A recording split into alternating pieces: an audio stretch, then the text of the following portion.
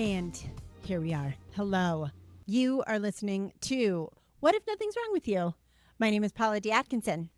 And I am Lisa K. Case. And our friend and producer and who makes everything happen, Nemeka. We are going to talk today about friends and ketamine, but mostly friends, but also ketamine. The ketamine told us to combine them, which we're going to explain later. Okay, which we will try to explain later in our rational, sober minds, but we'll see how that works out. But first we have some chit-chat about the goings-on in the world. Number one, Lisa and Nemeka and I all somewhat accidentally watched the entirety of the show, The Four Seasons, which is a remake, a Tina Fey produced and wrote, didn't really write because it was a remake, of a 1981 movie written by Alan Alda, starring Alan Alda. And the new one was a series, a limited series, although it just got greenlighted for a second season. Did you see that? Starring Tina Fey and Will Forte, who I love, and Steve Carell and Coleman Domingo, who was the best part of the entire thing. Whenever he was on screen, I was like, all right, I'll keep watching. And then when he left the screen, I was like, why am I watching this? And also his Italian boyfriend, husband was really beautiful. So let's start with what all of our thoughts were about this. I was watching it while I had the plague, by the way. I didn't mean to watch it, but then I got really, really sick, and I was like, all right, I guess this is what I'm doing. And what are your thoughts? I have no excuse. I think I watched it on... I was like, it's Tina Fey and Steve Carell. Like, why? I mean, why would I not watch this? Sure. And I watched it, and I was almost so embarrassed that I watched it that I was like, I'm never going to tell Paula that I watched it, but I was dying to know what you thought. But then, because you had said, I think, I don't need any more shows. I'm like, I have too many shows. So I was like, Paula's never going to watch this. I'm so embarrassed. And then you were like, guess what I watched while I was sick? And I was like, oh, thank God. because my underlying feeling while I watched it was like deep seething rage. And I don't know if that's... And I said to you, because of the way women were treated, I did not like the way the divorced woman is treated. That's not like a spoiler alert. It's in the description. Yeah. And I did not like that. There were so many, and the writing I thought was just not great. I mean, and I said to you, I was like, well, I think Tina Fey got conscripted into this. I think this was one of those things in a contract she had to make. I feel like she hated every bit of writing. And you were like, Lisa, she wrote it? I don't think Tina Fey is the revolutionary that we want her to be. Maybe not. No. So then when Netflix gave me the original, I didn't realize it was a rewrite. I thought Alan Alda had written it, this one. And then when Netflix served me the original, I was like, I have to know, because I was so annoyed by so many of the dynamics and the messages within it. I was like, can't we do better in 2025? So I went back and watched the original, which is different. The original. That's and the same. Yeah. It actually, I thought it had more depth and complexity. But I want to hear let's talk about what you guys think, and then we can talk about some of the themes, because otherwise everybody's listening to this going, why are they talking about this? Yeah, okay. So the whole story is, and I thought it was a good segue into our talking about friendship too. So the whole thing is that there's this group of three couples that are BFFs, and they every season go on a vacation together. They're all rich white people except Coleman Domingo, who is a black man. You guys might know him. You should see the movie Sing Sing, if I haven't said that already. That movie is brilliant, starring him, and he should have won an Oscar. But like, and he and his husband, I assume there were no gay black men in the original. No, they replaced a fully straight couple. Sure, I figured. Yeah, that was as cutting edge as it got. It just felt so, you and I said, like, it felt so like it could have said revolutionary, incredible, groundbreaking, truthful things, and it didn't. It just played it so safe, the whole thing. The story is that they go on vacation every season. I was also like, how do these people have the money to go on vacation every season with each other? It all takes place in New York, in like upstate New York, and what happens is that one of the couples breaks up, and it's like how the whole friend group processes and metabolizes the breakup, and Steve Carell's character, who's an asshole, getting a younger girlfriend, and then her kind of being enveloped in the group or whatever. It was Because just I wouldn't Yeah. even frame it as a breakup. In both films, he's leaving. He's basically throwing her away. throwing his wife away And for the young one. Yeah. yes, and you can be, I mean, part of me is sympathetic for how it portrays why he did that. But I think what was shocking about it was how the rest of the friend group is just like, oh yeah, we'll keep the charming, guy, and like Yeah. they just throw her away. It's Anne's character. gross. The wife. Yeah. It's like, well, I guess now we're friends with this 25-year-old that he's having sex with, and it's wild. So but Nameka, we want to know what you think before we launch into her. So me watching the show was just, I was tired of work basically, and I just wanted to staycation. So the past 2 days, I just wanted something to watch on Netflix, and it was trending. So that's another thing. The show came out May 1st, and it's still like number 4 on Netflix charts. So people are watching the show. Yeah. But it has Tina Fey, it has Steve Carell. I love their shows. So I just decided to watch it. And it's okay. I mean, the characters are ridiculous. I mean, come on. But what kept me watching was actually Steve Carell. Oh, really? And Coleman Domingo. Like, they are so good. actually really good actors. They're really good. Really, really, really, really good actors. It's true. It was funny in some bits, and you can sort of hear Tina's, comedy a little bit in a few episodes. I can see why it was renewed for a second season. Right. But it's just Netflix trashy TV that just happened to be based on Alan Alda. Yeah. So I think over at all. No, that was that it's too clean.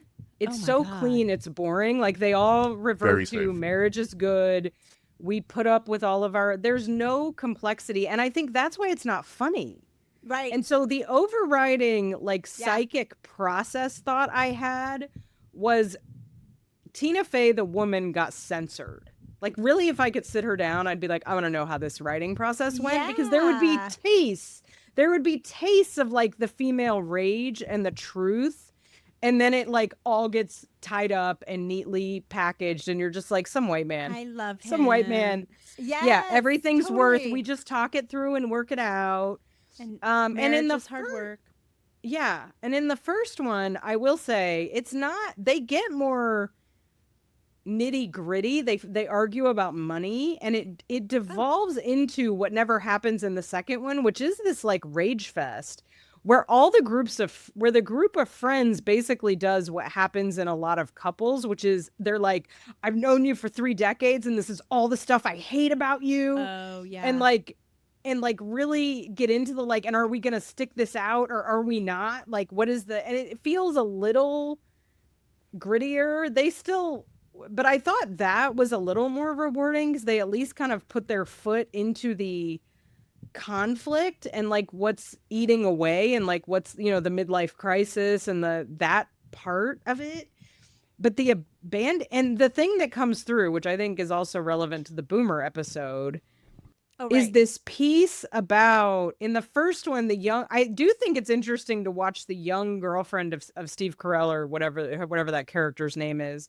Nick. Her reaction to these people as the younger person is very interesting. And what happens in the first one is this constant conflict. And she's like, you guys never talk about anything real. You never actually go into anything. You're actually mean to each other. This is super shallow. And you're like kind of mean and hateful to each other.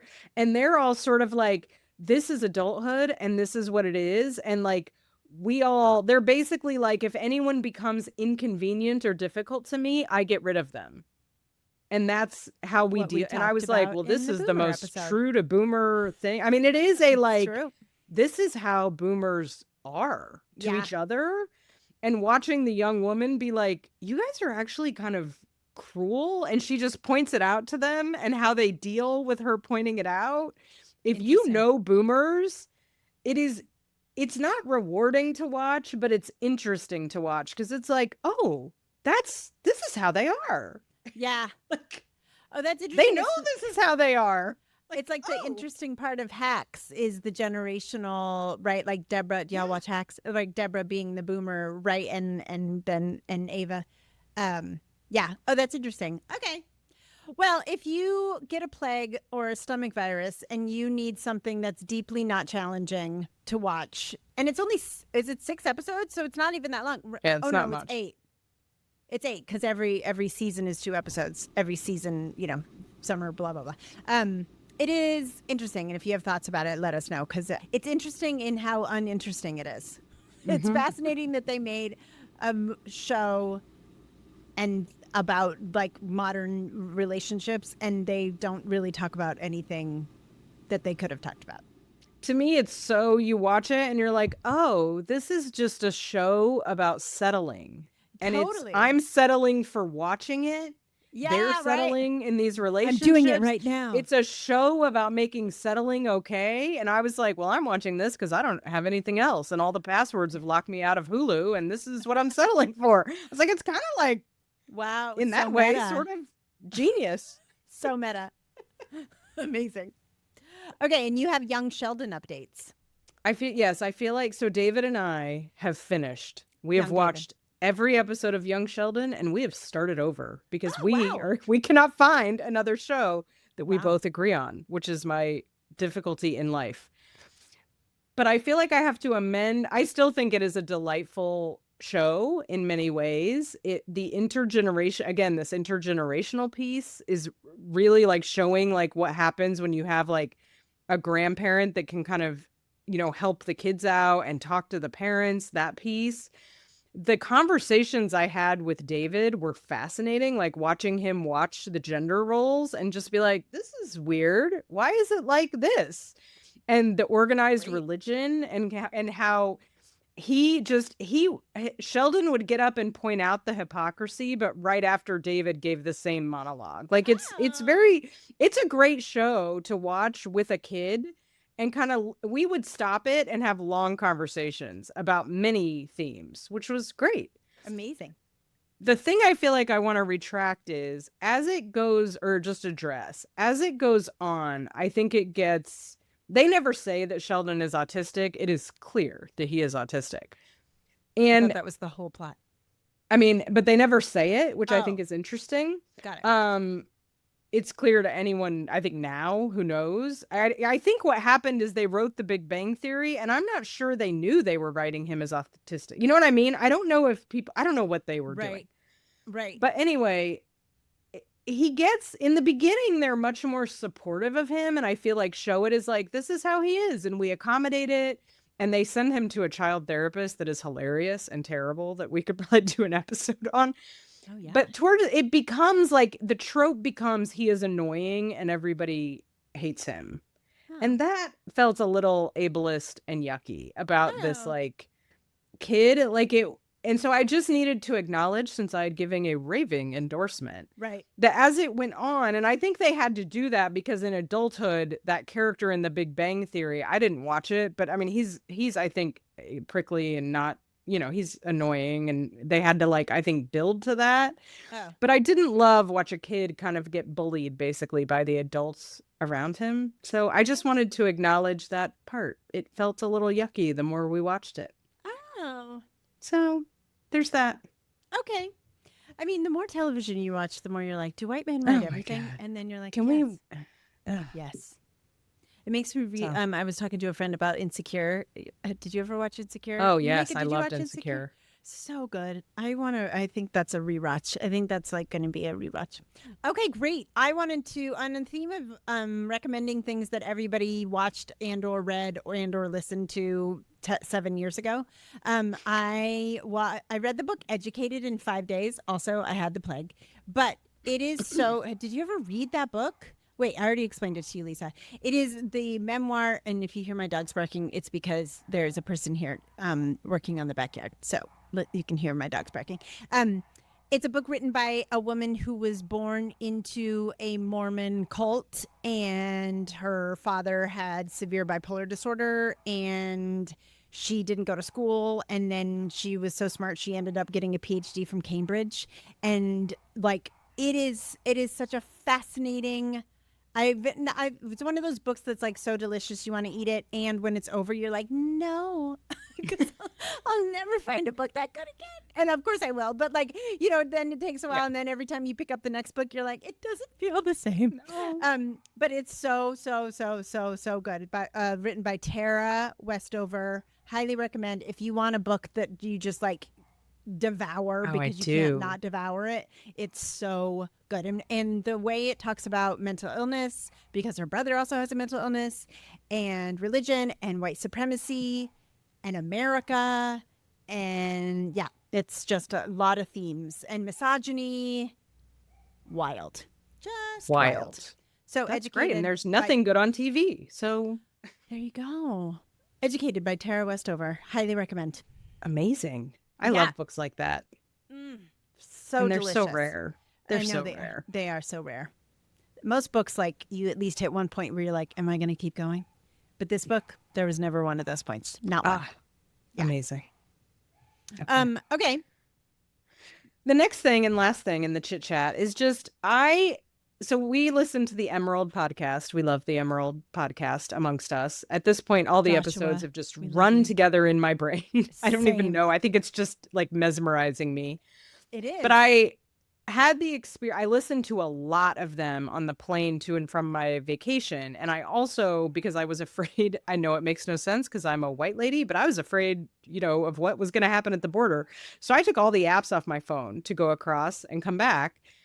And oh my gosh, it changes your brain to not be exposed to the news and the information that we are. I like now have I barely look at the stuff. I try to only have access to it like one day a week because I was like, this is so liberating. But he talks about, and actually in the Witch podcast, also, I think it talks about this on the BBC. They have spells to protect your attention, which I thought was really interesting. And and it's been coming up in my groups, this idea of attention being, it's the new real estate and the new commodity. Yep. And they're leveraging it to like keep us outraged and keep us. So I'm even working my way out of the position of like, well, we should be informed. I'm like, do we need to be informed about anything right now that's like not in our yard? Because it's so potentially damaging. And he kind of talks about how it's spiritually and whatever damaging to us to take in this amount of information, which we are not equipped to manage we have no power on a stress level. And it keeps us from paying attention to things that are like right around us that we could tend to. So I just wanted to name that it truly does affect our stress levels. Oh my God, so 1,000%. That's all. Bo Burnham has a really great little spiel that he does about how attention is the new colonization, right? Like they are completely trying to colonize our attention, and because there's no more land left, and there's so like now this is the new colonization of our attention span. So yes. And Ram Dass always talks about how he always thought it was so funny how in the United States specifically, and specifically for white middle upper class people, we're so obsessed with what we consume with our mouth, but yet we let anything into our eyes and ears. Yes. We're not deliberate about what we let into our eyes and our earballs and our eyeballs. So like, I think that's a really good point. I think about that sometimes. Yeah, I love that. And actually, it's coming to me. The episode, if you want to check, is the Guardians and Protectors episode of the Emerald, because he talks about that thing about how we don't have any sort of mental or spiritual protectors, like ritualistic protectors, like they, we used to have when we were like in relationship with nature and our communities. And so he's like, we have to be really careful because we don't have, and in our psychic work, we were taught to like set up protectors for ourselves. Every morning. It's really important. It was just a very interesting little take that I thought might be helpful to all of us in the fascism apocalypse that we are in right now. His name is Joshua, by the way, the writer and producer of The Emerald, and he is doing God's work. So if oh my Lord. They're so beautiful too. They're like art. I mean, they take like a month. Every episode is like a month and a half. It's music, it's art. Anyway, it's amazing. I'm on his, whatever it's called, when you give money once a month. Patreon. I think or I need to give him money too. I keep forgetting. Yeah, I'm going to give him money. Okay. Okay, so Lisa wants to talk about ketamine. The ketamine told us to talk about. Because the ketamine tells us what to do. So we listen to it because, better. That's a great source of information. Yeah. So I will just give a little background. And to be clear, I'm not telling anyone to run home and get off your SSRI or do anything by telling this story. But ketamine is now being used as a treatment for depression. It's approved and it's being used in a bunch of different ways. I don't think it's approved yet officially for anxiety and substance use, but there is some evidence that it is efficacious for those things. I don't know if you know more about that because of the office situation, but yeah. Do you want to say something about that or yeah? Sure. I work with a ketamine clinic here in Palm Springs, California called Reset Ketamine, run by the miraculous Dr. Sam Coe. By the way, we just had a bomb go off, and he, if anybody saw, there was a domestic terrorist attack in Palm Springs this past weekend. It was terrible, and his office got damaged. He's fine. Everybody's fine. No, but like his office got damaged. So we're sending love to Dr. Coe and all of the work that he does. But yes, so I work directly with him, and I work with clients that see him and see me, and it can be very important and powerful treatment for all sorts of things, for depression, for anxiety, basically everything that our culture perpetuates, all of the ways in which we are disconnected from ourselves and nature, which is the same thing. Ketamine, in the same way that I think psilocybin, in the same way that a lot of these drugs that put on fresh snow in our consciousness, right? And don't allow us to go down the same fearful, anxiety, separateness, individualist, white supremacist loops. It can be really powerful. So yeah, seek out some ketamine. If you're in Palm Springs, go see Dr. Coe. Yeah. And so just to give a little bit of, after I had my children, my entire body just went blah and everything went wackadoo. And one of the things that happened was I got weirdly high, like uncontrolled blood pressure that nobody could figure out. And SSRIs do like ramp up blood pressure a little. Yeah. And at that time, I mean, not a lot. So it's probably was not necessary. But my doctor was like, well, we had this other option. Like you could try, because ketamine was coming out and people were using it. And I was like, maybe this would be better than a daily SSRI. And I was a little tired of the flattening effect of the SSRIs. Like I'd been on them for 20 years, different ones. And like they're good Lord. I mean, the SSRIs probably saved my life a number of times. Certainly saved my mind and made it able to function. And I was like, I'm kind of tired of the dulling, like, you don't have lows, but you don't have highs and you're kind of stuck in this band. So I was like, let me try this. Why not? So ketamine is a dissociative anesthetic, just to give a little bit of history for everybody who's going, what are you talking about? This is like horse tranquilizers. What are you doing? And what that means is that it allows you to be awake and they use it like for medical procedures. It's part of the anesthesia when you go under, and to be aware of things around you, but to not feel pain about them. So part of how it was discovered was they used it. If you remember when those kids were trapped in the mine, do you guys remember that? And they gave them, because they were going to all have panic attacks and never be able to get themselves out, they gave them ketamine because then they could be awake and tolerate crawling out without being in terror. Yeah. So they were like, that's interesting. And then they were using them in ambulances for people that were suicidal and that they were like resisting in the ambulance. And what they noticed, they were giving it them to sedate them and like knock them out and make them, safe to transport. And then they'd get to the hospital and they'd be like, well, why would I want to kill myself? Why? And they were like, well, that's an interesting side effect of this. Like, right. So then they started testing it for depression. And so you can, use it. People can use it in ways. You can use it with therapy. Like there's kinds where you're a little more awake, sniffing, doing it in the nose. You're a little more awake. There's IV ketamine where you're not really going to be talking to anybody at all. People use it to treat like acute PTSD, to talk about things that they cannot talk about but want to like deal with. Or you can go talk about your relation. People use it in couples work. It's very innovative and interesting. So I have my little boosters, and every time I do a little ketamine booster, usually the ketamine tells me, and I send Paula Marco Polo being like, well, the ketamine wants us to talk about. And so usually we don't. We're like, is produced by ketamine. Yeah. It's produced by the ketamine largely. Sometimes we don't think the ketamine is quite ready. We're like, we'll write that one down, but maybe not. Yeah. But this time it said, talk about ketamine and soul friends. Great. And I told Paula that, and we were like, yeah, that sounds, the ketamine is onto something. Amazing. Yeah, great. Well, I always, because it felt really, ketamine knows what she's talking about.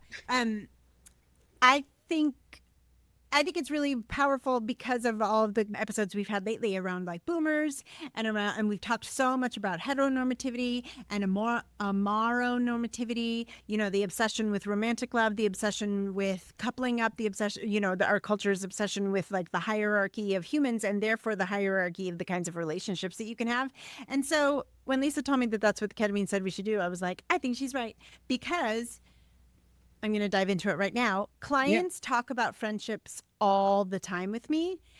And 99% of the time, they talk about it with me in this sort of apologetic vibration that like, it's not important. Like, oh, I'm just talking about my friends, as if like, that's not a real part of life. It's sort of like Julia Cameron says in Capitalism, art is seen as like the fluff around real life. And I think that in heteronormativity, amoronormativity, friendships are seen as like the fluff around real relationships, which is like the ones where you want to touch each other's genitals. But like friendships are all of life. It is life. It, like relation, and again, and if you're not friends with the person you want to touch their genitals, you probably won't want to hang out with them for very long because you can't touch their genitals all the time. You have a job. So like friendships are important. They're deeply important. And whenever somebody comes to me and they're like, well, I'm struggling with my friends, and like they say it in this wild way as if like you're never supposed to struggle with your friends, or it's not something that you should even have to think about.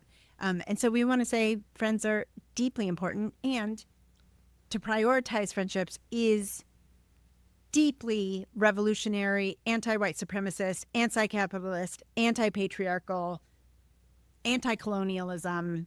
To prioritize your friendships is anti-everything that makes you insane.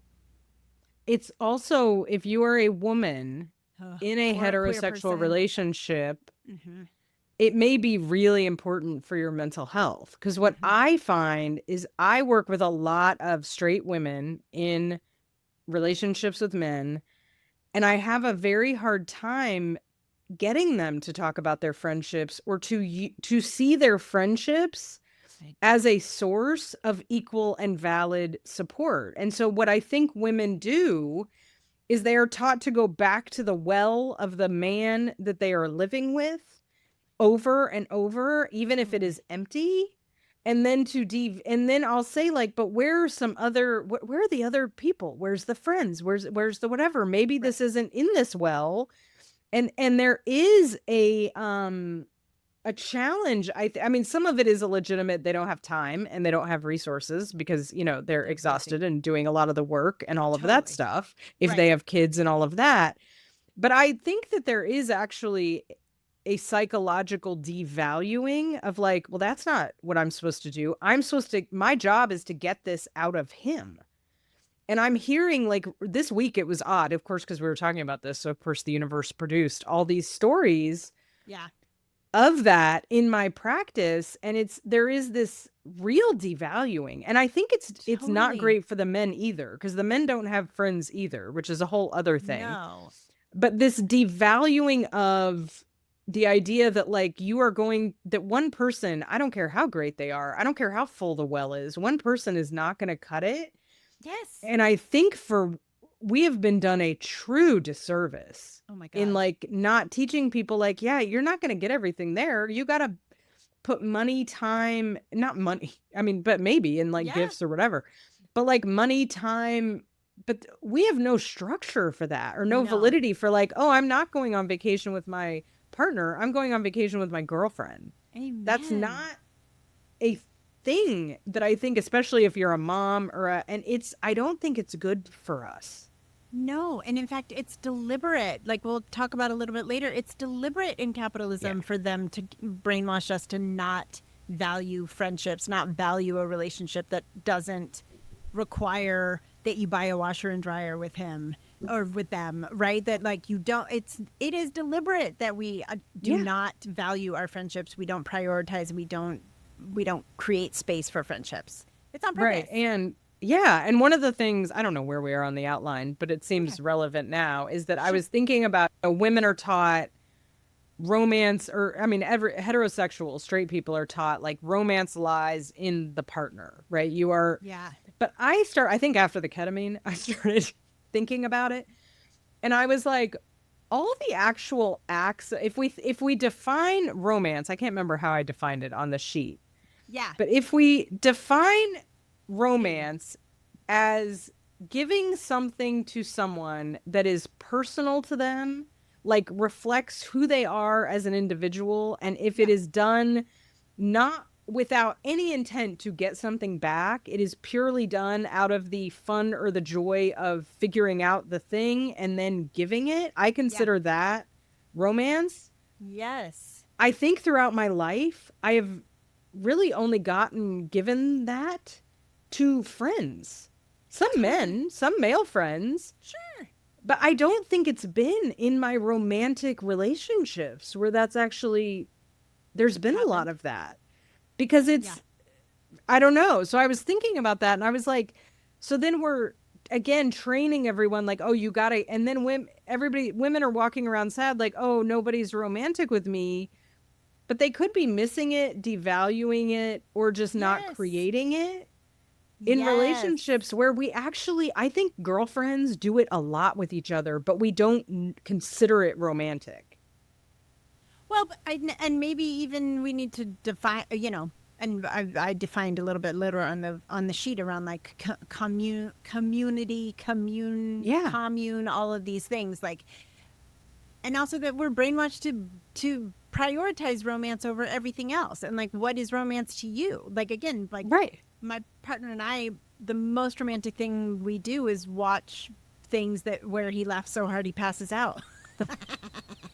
Like laughing with my brother. Nothing is hotter, sexier, or more romantic to me than us like laughing together.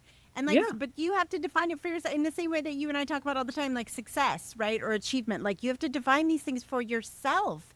Don't let the culture tell you what it's supposed to look like. Right. It's not, if you're like not fulfilled by flowers, which is this weird, I have a whole thing about flowers. That's, I think, what got me thinking about this. I'm like, flowers have nothing to do with the person you're giving them to.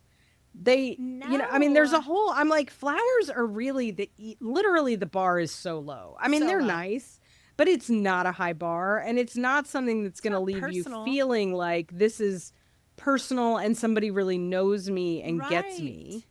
Which is, I think, if you're watching a movie where somebody's like dying laughing, and that's a shared experience that is, yes, I would put in but like flowers, I mean, it might be like I thought of you when you weren't around, but that's a low bar, guys. That's a low bar. I mean, who doesn't I think like we flowers can do better. I think, but I think we've been trained into these kind of narrow ideas of this, and so I was thinking about that. Great. And the ketamine told us to talk about it.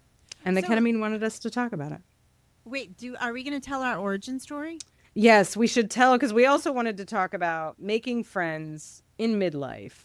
Yeah. Which is hard and we were not necessarily midlife when this happened, but I think the strategy holds. Were we in our 30s? I don't know. We were like mid. Well, we had to be, because I think I was 35 when I went and got my MSW. So we were probably like 37. That's something. So crazy. Okay, so Lisa, you guys know Lisa and I work a drug and alcohol clinic together, an outpatient drug and alcohol clinic together. I don't remember the Secret Santa part as much as I remember the date. So you tell the Secret Santa part. So Paula, so we were working together, and that place was like a tornado. Like you were never talking to like you were like passing people in the halls. But we would have an hour-long meeting with all the clinicians once a week. Right. And I would be like, this Paula person like is cool. I was like, she's cool. Because I said everybody was clinically adorable. Yes, she diagnosed everyone is clinically adorable, and I was just like, she gets it. She's cool. She's not like everybody else. Like I feel like she's a human, and this is. And I was like, I want to be friends with her, but you can't. There was no way to do that because we were just like this all over the place, running groups. And then we were assigned Secret Santas, and I got you. I didn't ask for you, but I got you, and I was oh my God, now's my moment. So I don't remember what I did, but I think I wrote I did like really personal like notes or something. Yes. I don't remember, but they were not like throwaway. I'm going to bring you a candy cane, because I was like, this is my opportunity. Well, because you got me Indigo Girls. Now I remember. You got me Indigo Girls because we had a conversation about how we both love lesbian folk rock. And so I was like, that's so personal, because everyone got each other like terrible like white elephant gifts. Oh, they were horrible. Yeah. How did I get you Indigo Girls? What did I give you? I mean, I didn't bring you the Indigo Girls. It was like a CD or something. Oh, did I burn you a mixtape? And you may have made me a mixtape. I may have in that year. That was so cute. I wonder, but it was like I personalized it to try to be like, I think you are, and I think that, and then, well, you remember the date better than I do. Then I asked you out on a date. I was like, because Carlo worked at that bar on 18th Street, and I was like, you should come and hang out with me at Carlo's bar. And we sat there, and we sat for like 5 hours and just talked shit about Colmac, or the drug and alcohol place where we worked, for like 5 hours. And I was like, oh my God, I had the same feeling. I was like, oh my God, this person. I remember my mom said once that like the beginning of every beautiful friendship is, oh my God, me too. I thought I was the only one. Right? Yes. It was like a Me Too fest. Yeah. That we were both like, are you crazy? Am I crazy? Is this place crazy? But that's how it all began. Yeah. And I think what we wanted to talk about, and the Me Too thing is interesting, because I actually feel like that's another skill that I worry has been lost a little bit in the culture, is the Me Too. Because I see it in my groups, and people like think the Me Too, but they don't say it. But part of what we wanted to talk about was like, especially in adulthood, where our friends are not in dorms and they are not in schools, and they're not just going to happen. Totally. And my friend Emily, who is still, we were in social work school together, and she came up to me, and I'll never forget it. She sat down in Hibsy class, and she said, I've assessed everybody. You seem like the only normal person here, and we are going to be friends. And now it's a decade later, and like we both have, neurospicy kids doing the whole, and so now we polo, and we're dealing with, we've been through a whole arc. But like, I do think that we have to sort of, it's almost like seduce and like try to date and ask people directly, do you need friends? Are you in the market for friends? And people are terrified. They're like, no, I would never do that. But I think you kind of, as an adult, have to, because people are too busy, and nobody knows what anybody's doing. And you kind of have to just be like, I think you're cool. Do you need any friends? I wish to be your friend. Well, but that's the thing too, like how gross that we're taught that we should be deliberate and effortful when it comes to somebody that we want to touch their genitals. But when it comes to like friendship, which is usually more long lasting and a lot of times way more fulfilling in the long run, we're not supposed to be deliberate and effortful. Like, how silly. Right. And that's, and I think, and I think people are kind of waiting like, because you wanted to talk about, which I think is really important, this myth that everybody has a large friend group, and this loser feeling if you don't. Yeah. Well, first of all, I just want to say my girlfriend in my mind, Florence Pugh, who I am, Namika knows I am obsessed with, she was just on interviewed because some movie with superheroes came out that she's in. But she said it's so bizarre and wonderful and weird and great and the most consistent and the most constant. And those have always been my friends. And what I've just realized lately in my 30s or late 20s or however old she is They also require so much tender, loving care and tender, loving attention. And I was never taught that. I was taught that friendships should just be around, but that I wouldn't need to, again, be deliberate and effortful in maintaining those relationships. And what a bizarre idea that people are just. But we are taught to put so much effort into everything else. Securing male attention or like romantic attention. Right. Yeah, and so the other part I wanted to say, and there was an article that came out last September called "The Core Friend Group is a Myth and It's Making Us Feel Bad About Ourselves." And this is written by a journalist named Gian Yankovic. And she also wrote a book that I have not read, but I'm very interested in, called "Friendship First: From New Sparks to Chosen Family, How Our Friends Pave the Way for Lifelong Happiness."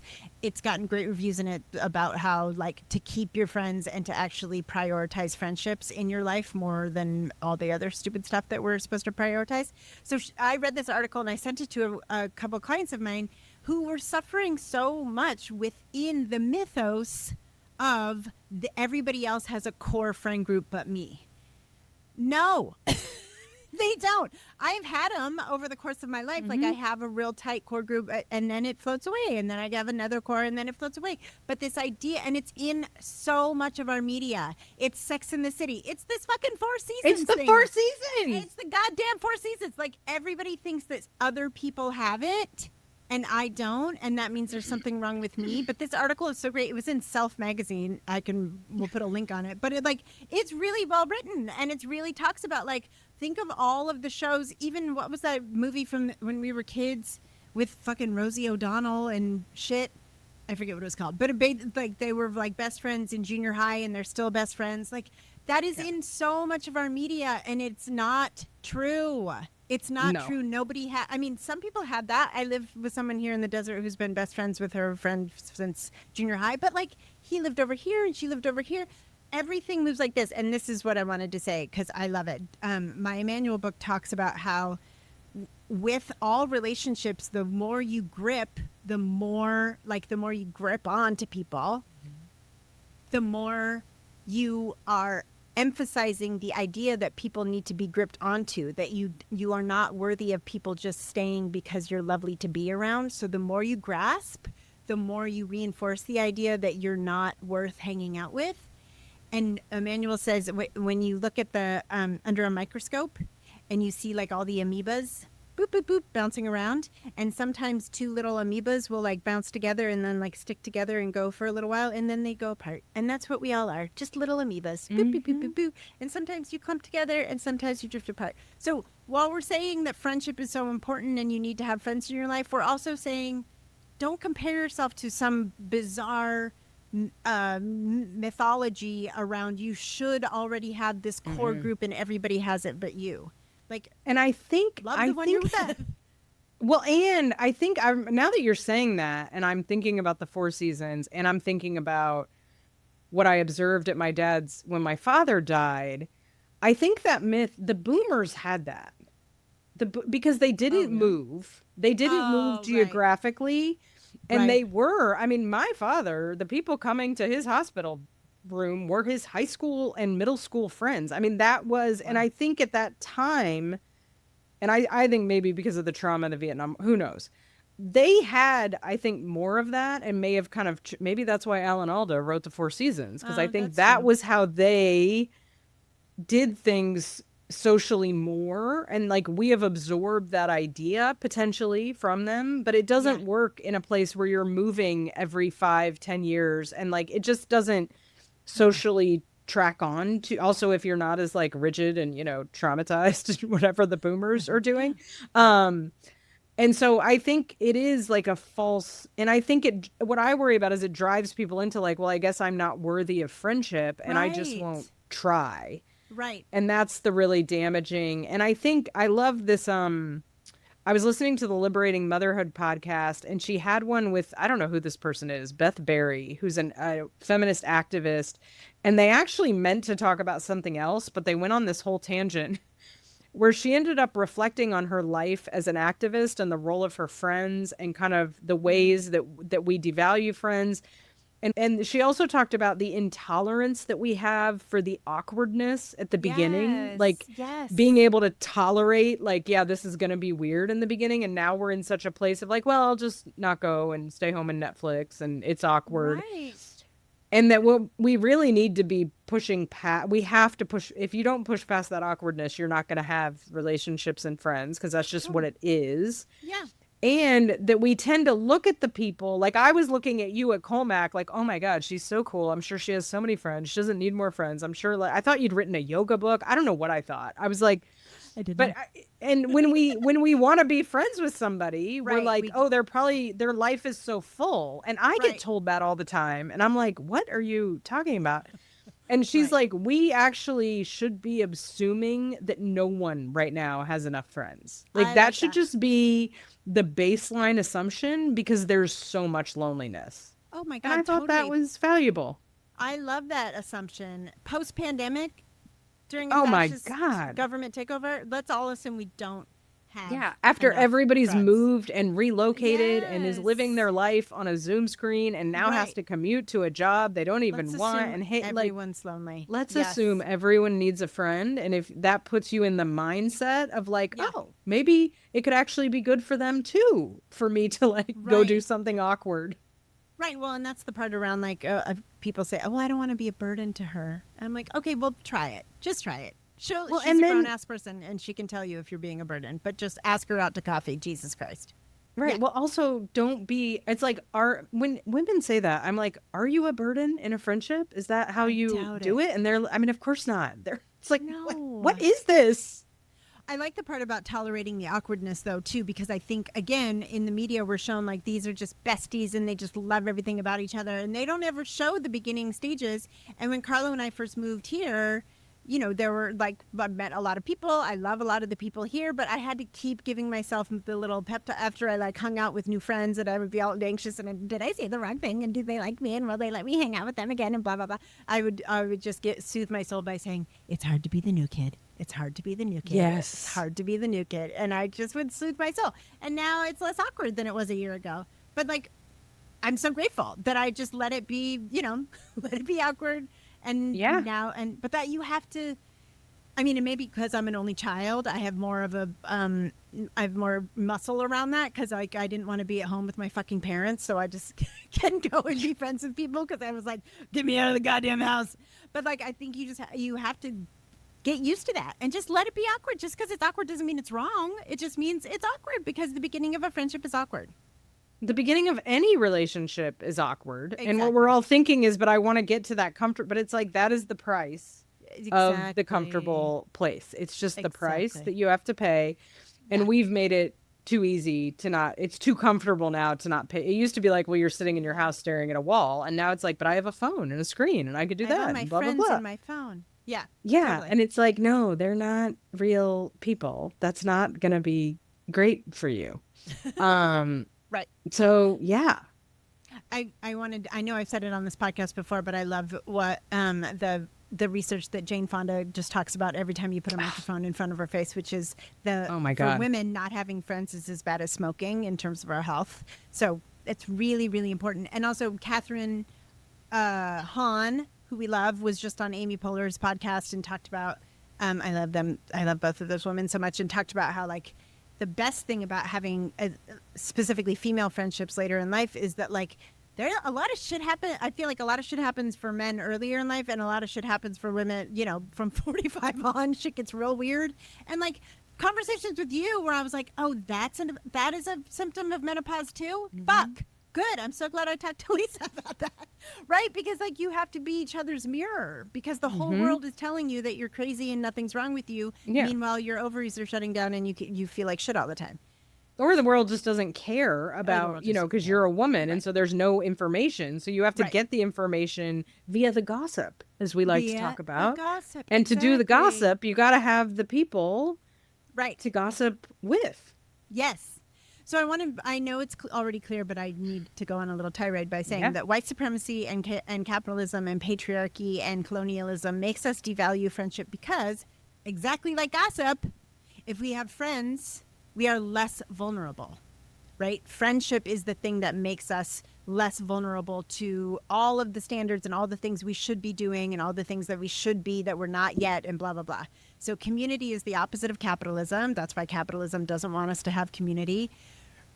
And then I go into this super Aquarius place, and I took Latin all 4 years of high school, and I become my mom who was obsessed with words. And then I looked up like the root word of commune and community. And so the root of commune is a Latin word which means common, public, shared by all. That's why the commons, the fucking British lords took over the commons, and that's how capitalism started, because nobody's allowed to just live anymore. We have to like earn existence, right? So that it is exactly literally the opposite. Friendship, community is the opposite. Communist comes from a combination of the Latin prefix together and the word munus, which means to serve, to oblige, to take care of each other. Wow. So even me and Lisa's weird job exists in capitalism because we don't value friendships, and nobody just goes to the elder next door and like, my skin is real itchy, or my brain feels bad, or I'm sad, right? Because there's we don't have that anymore. So if there was that, Lisa and I would be out of a job. And and what I would say, just to add about for parents, especially moms, because I think what happens is moms think I'm supposed to give all my time to my child or my children, and I don't have time for friends. But what the data, what everything actually shows is that children need many, you say this all the time. You were the one that actually said this to me, and I was like, oh. And then I started looking into it. Children do better. It doesn't matter if parents are divorced. It doesn't matter children need low conflict in their lives and many adults. The Lots more of adults, grown-ups. the more healthy, safe adults children see and have relationships with, the better off they are. It does not matter who they are. It doesn't matter if they're a genetic aunt or uncle or a friend, coach, and teacher, coach, matter. Anybody. And so by you, I mean, one of the most powerful influences on me, and I think my sister would agree, was when my parents got a divorce, my mom went and found this group of what we call the Al-Anons. And they were this group of women that just like kind of took us in and took over. And it was like this whole social thing. And they were at our house and we were at their house. And I swear to God, amazing, there was one guy involved, one husband that stayed married to his wife and was actually also a really good, helpful influence. But like that made a massive, had my mom said, no, I need to focus on my girls, that made a massive difference, I think, in our development. And so that for moms to see it as healing and helpful and good modeling for your children. Also, because if you model friendship is important, they, especially boys, for the love of God, teach boys that friendship is important. Teach boys like, oh, I'm sending a gift to my friend. Oh, I'm doing this for my friend, because they don't understand. And somehow we need to model without the mom doing it for the boy, which is, I think, part of, or, what's happened, but to show like, this is a really important relationship. This is how you cultivate it. Yeah. We can't tell it to them. We have to show them. Right. And that's by us being supported and with other friends. We're not taking anything away from our children. No. I promise. We're actually adding a lot, so much in their world. Oh my God. I think all the time what my life would have been like if my mom didn't have her best friend Janie, who was like the opposite of my mom. Like, she taught me how to do my makeup because my mom didn't wear makeup. She taught like so much that my mom was like, I'm not doing that. And I was like, oh, that's Janie. She was great. She was magical. But like, we all need a lot of people. We all need a lot of people. We need an army. Yeah. That's one thing I learned in recovery that I'm so grateful for, that like, I remember being in 12-step meetings and people being like, everybody needs an army. Everybody does. Mm-hmm. And you get to be a part of other people's army. Like, you're not everything to everybody, and nobody should be everything to you. No. It's too much. It's too much. I love, everybody knows who Alok is. They are an incredible activist / comedian / writer. They're on Instagram. They're a non-binary, gender fucking queer, amazing, rad person. And they write so much about friendship, and I'm going to read some of the things that they have. So friendship is the most sacred form of love, Romantic love is fickle and prone to spontaneous combustion. Friendship sticks. It keeps my feet on this earth. It keeps my head held high. It reminds me of why I'm here. Being alive is the condition, and friendship is the medicine. Isn't that beautiful? They also say, I want a world where friendship is appreciated as a beautiful form of romance. I want a world where when people ask if we are seeing anyone, we can list the names of all of our best friends and no one will bat an eyelash. I want monuments and holidays and certificates and ceremonies to commemorate friendship. I want a world that doesn't require us to be in a sexual/romantic partnership to be seen as mature. I want thousands of songs and movies and poems written about the intimacy between friends. I want a world where our worth isn't linked to our desirability, our security to our monogamy, and our family to our biology. I want a movement that fights for all forms of relationships, not just the sexual romantic ones. Amen. I love that. I have heard that before, and I love that. Oh my God. Beautiful. I think there's yeah. Is there anything else to say? Do you have any other quotes? That was amazing. I know. I love them so much. No, I think we could. I think the ketamine led us down a good path. Good job, ketamine. She did. I think she did. All right. Thanks, friends, for listening. If you have any questions or thoughts or feelings around friendships or ketamine or dissociative anesthetics, then let us know. Otherwise, we'll talk to you next time. Please give us a thumbs up on YouTube. Ask us questions. We love iTunes reviews, and we've not gotten any in a while. Would you be so kind as to leave us a cute little iTunes review? That would make us so happy. And we'll see you next time. Yay. Bye. Bye, y'all.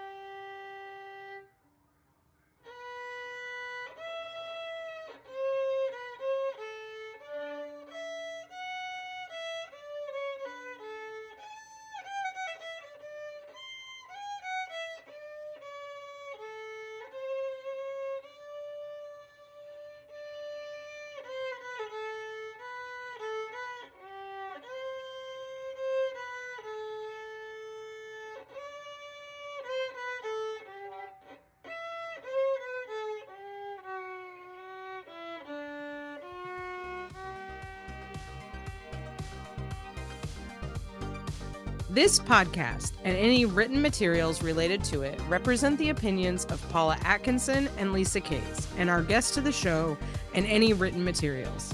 The content here should not be taken as medical advice. It is for informational and educational purposes only, and because each person is so unique, please consult your healthcare professional for any medical questions. In no way does listening, reading, emailing, or interacting on social media with our content establish a doctor-patient relationship.